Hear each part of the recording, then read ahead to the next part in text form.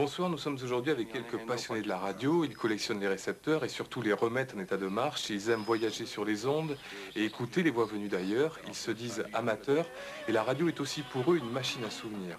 La radio a commencé voilà plus d'un siècle avec la TSF et elle est à la veille d'un grand changement qui bouleverse ses collectionneurs, le passage au numérique.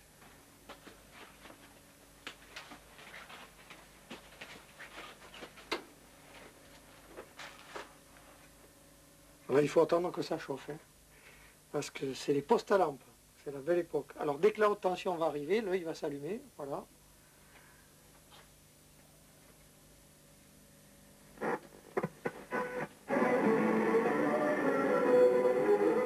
C'est la musique qui vient d'un peu loin.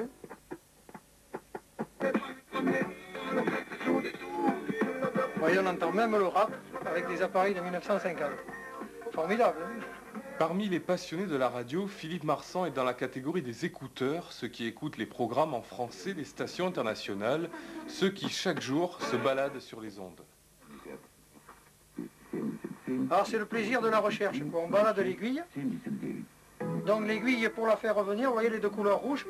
Donc c'est impeccable, on prend un peu de vernis à ongles à madame, et comme ça, on repeint l'aiguille en rouge. La maison de Philippe Marsan est en fait une antenne. 25 mètres de fil circulent dans les doubles cloisons pour capter les voix du monde entier. Alors dans ces fréquences-là, normalement, on attrape la voix de l'Amérique. Philippe Marsan est membre de l'association nationale Rétrophonia, dont le siège est à Bordeaux. 1200 adhérents et 1200 personnes que la radio a accrochées à un moment de leur vie. On essaie de perpétuer le côté magique qui nous a tous pris lorsqu'on a découvert qu'avec 4 bouts de fil, on pouvait écouter, entendre, communiquer. Ça nous a paru à l'époque extraordinaire. On essaie de prolonger encore cet état d'esprit.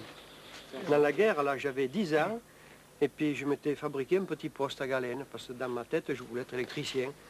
Et j'ai mis mon poste à galène, et puis tac, j'ai posé donc la petite pointe sur la laine, et j'ai entendu une voix. Je me demandais ce qui m'arrivait. J'avais 10 ans, je me demandais ce qui m'arrivait, et je me rappelle, c'était l'opéra. Ça a été un déclic, quoi. C'était formidable, avec des bouts de fil, cette pierre, c'était sublime, quoi. On ne peut pas oublier ça. Ces passionnés se souviennent que Bordeaux accueillit entre 1920 et 1944 la station émettrice la plus puissante du monde, en morse puis en radio, et ces gigantesques pylônes élevés par les Américains et abattus par les Allemands. Avec la radio, l'histoire croise toujours le souvenir.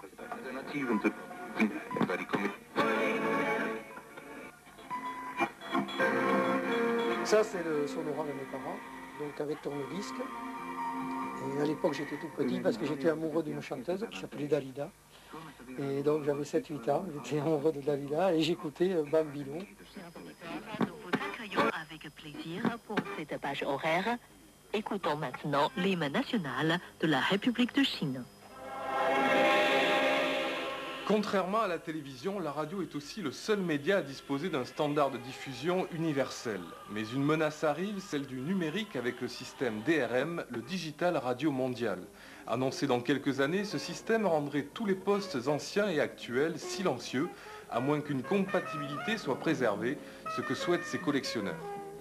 Il faut convaincre les industriels ou les donneurs d'ordre que c'est plus intelligent de faire une transition pour leur marché que de passer de l'analogique au numérique. Or, moi, je pense que c'est plus intelligent, car si j'ai déjà 3, 4 ou 5 récepteurs chez moi, si vous faites le compte, vous avez un radio-réveil, une radio dans la cuisine, une radio, etc., vous n'allez pas tout changer d'un coup. Donc, peut-être vous allez acheter un très beau récepteur numérique pour écouter la radio et conserver votre radio-réveil. Or, rien que pour cela, déjà, ce serait bien que la radio ne s'arrête pas d'un seul coup. Si vraiment ça disparaît, on est à la recherche d'un système, enfin moi de mon côté j'essaie de chercher, de faire un système convertisseur, ce qui fait qu'on captera avec une radio peut-être normale, accouplé avec le récepteur et essayer à ce moment de transposer, en partant de la basse fréquence. C'est une idée que j'ai juste un projet sur le papier là-dessus. Il y aura toujours la magie? Toujours la magie. Des télécommunications canadiennes. Dans le monde, 3 milliards de récepteurs deviendraient inutilisables si la technique de compatibilité qui existe n'était pas utilisée. Rétrophonia a de son côté recensé en Europe 1200 marques et 11 500 modèles de postes anciens. Et Philippe Marsan se dit qu'il ne pourrait plus recevoir chez lui l'Afrique, l'Asie ou l'Amérique avec ses récepteurs sentimentaux. Ça apporte beaucoup de choses. Ça amène mais la vue du français vue de l'extérieur. Et puis ça amène aussi la vie de ces pays, comment les gens vivent, comment ils échangent aussi avec nous. Ça me fait voyager virtuellement. La reconstruction de sa nation.